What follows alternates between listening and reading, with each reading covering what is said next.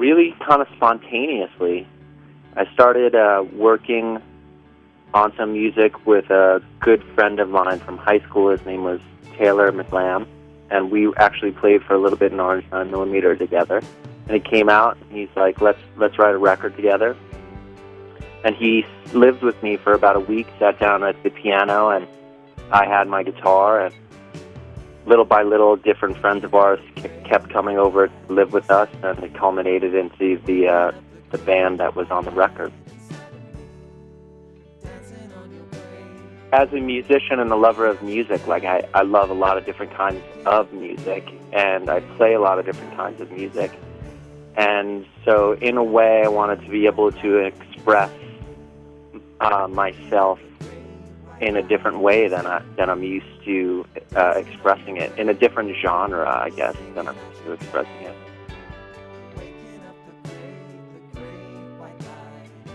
The band recorded live over a weekend. It was like 2 days. We played together in my house for about 5 days in a row, living together, baking cookies in the morning, that kind of fun stuff. And then we recorded over a weekend, like 2 days, maybe it was 2.5 days.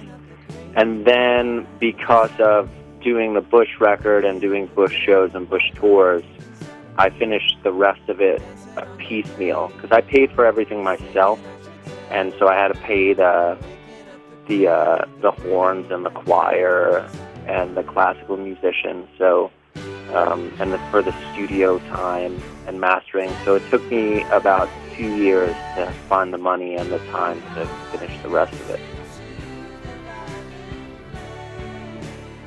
Songs on the record. I was just asked this on Twitter by somebody. The album is supposed to be listened to as a whole, which is one of the things that I wanted to do, because I don't feel like very many records are made today with a story arc. So each one has its place, both lyrically and musically, in the arc of the record. But personally, I really love Shemazi. I feel like, in fact, before I was done with the record and I was just playing songs for people, I would always play them Shemazi or Azrael, because I thought if you didn't get that vibe, you just didn't like this vibe.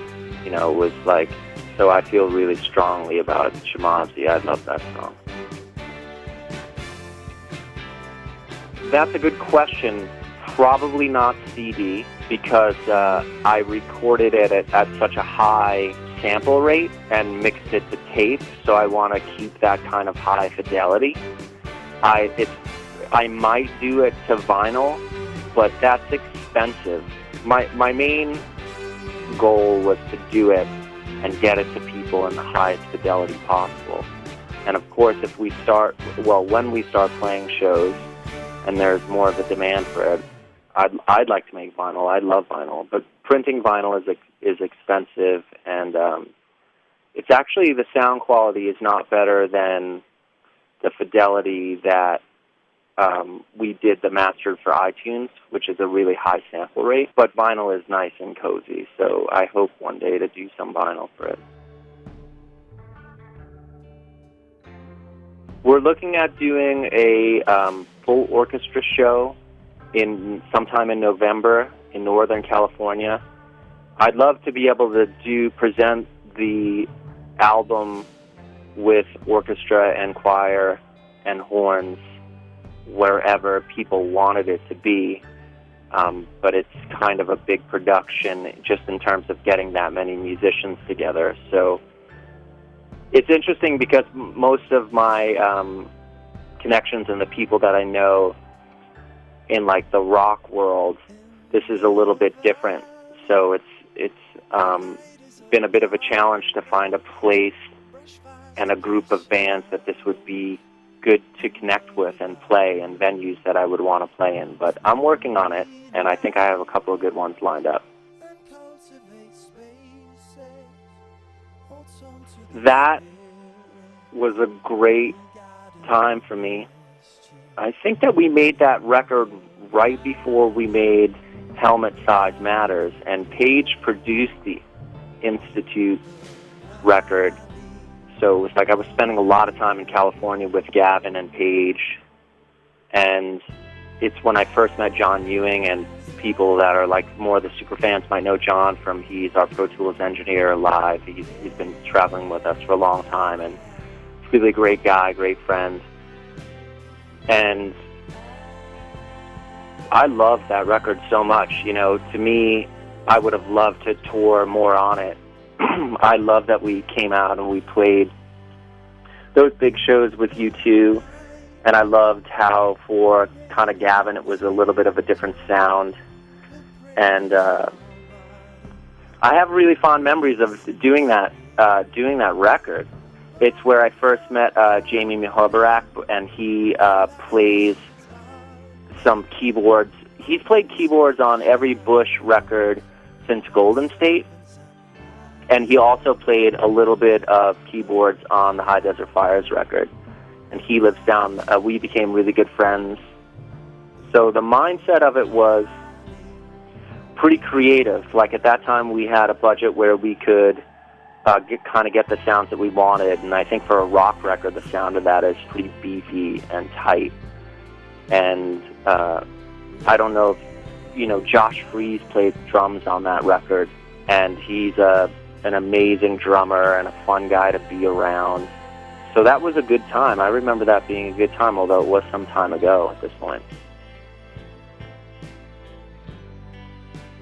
The last concert I paid to see was maybe a month and a half ago or 2 months ago. It was Daniel Lanois at the Troubadour. And the last record I bought, I buy a lot of records, old or new, and from a store or downloaded. So T-Bone Walker, T-Bone's Blues is a record that I've recently bought. On vinyl, I bought the remastered Bob Dylan Basement tapes.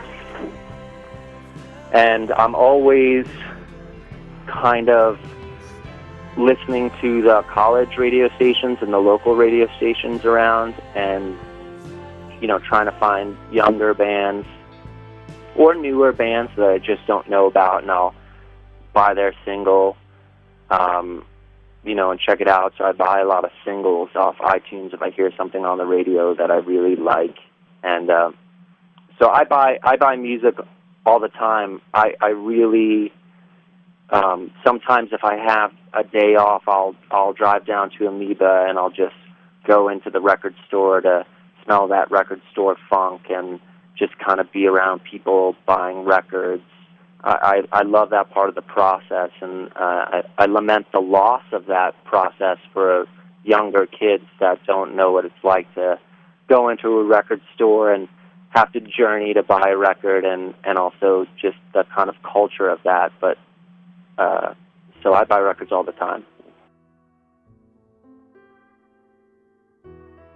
Whoa. We've worked with a lot of different charities, and that's really hard to say. I mean, a lot of times when we do these events and you get to meet the people that, see, we just show up and we play these things, and people are like, oh, thank you very much. But to me, the people that spend their lives, dedicating their lives to help others and enrich others, that just blows me away. We've played some benefits.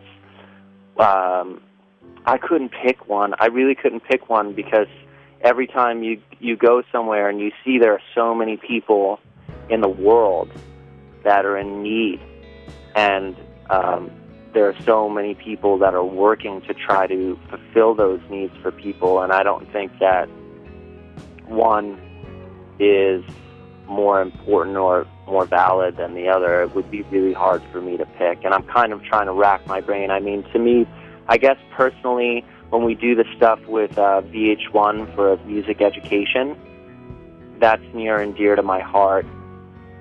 But there's so many good causes for people to be involved in. What's Tabitha's favorite cause? So far, we've just made those pins, and I know Ree has one. Not yet. I'm not sure about that. I'm not sure about commoditizing this band. I'm interested in what would happen if in a culture where people kind of had to make more of their own stuff for this. My head isn't in that for this, really. For High Desert Fires, it's all about the music to me. And that's taking up a lot of my energy because it's like kind of a self-run, very indie thing. So I haven't thought about it. I'm not opposed to it, but it's not something that I'm planning on doing, making merchandise to sell to people. I love making the pins. I love that graphic, and I love being able to give them to people that show up, but I haven't even thought about making stuff to sell to people, like in that regard.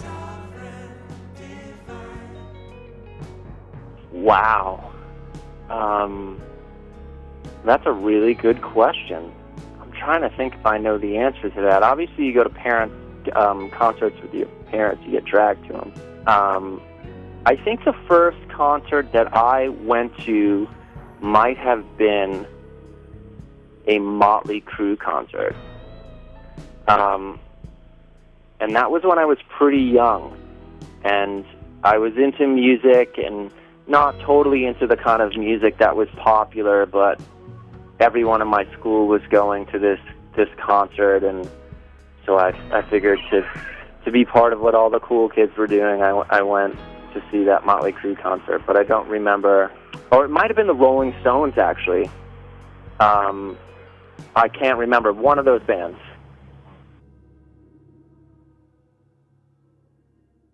Hi, Nikki. Unconventional for what I normally do. We use timpanis on a lot of songs. I played banjo on the second verse of High Desert Fires. We used some really interesting, rare, modular synthesizers and keyboards. We had an accordion player actually playing the record, and I forgot his name, but he only came in for like 15 minutes. He plays accordion with the Red Hot Chili Peppers, and he's cool enough to come down and play accordion. A lot of percussion instruments, some break drums, like weird stuff like that, like weird homemade. We did something called prepared piano, which is when you lay different things on the inside of the piano so they vibrate on the strings. French horn, I guess, which is unusual. It was hard to find somebody that played French horn. So things like that, more in the orchestral realm. But certainly there were some interesting, in the beginning of Azrael, that sound that sounds like Win is actually this really cool synth device that has a spring connected to a tube, and you just hit the spring and it makes that noise. And at the end of Azrael, actually, that noise is two different synthesizers that were hooked up together talking to each other. So, and it was random, and they just started communicating with each other, and I thought it was really cool and special, so I left it. The only place that you can listen, I think, right now is the preview on iTunes, and you can communicate with us on our official Facebook page, and I've been pretty good about responding to the private messages on that page.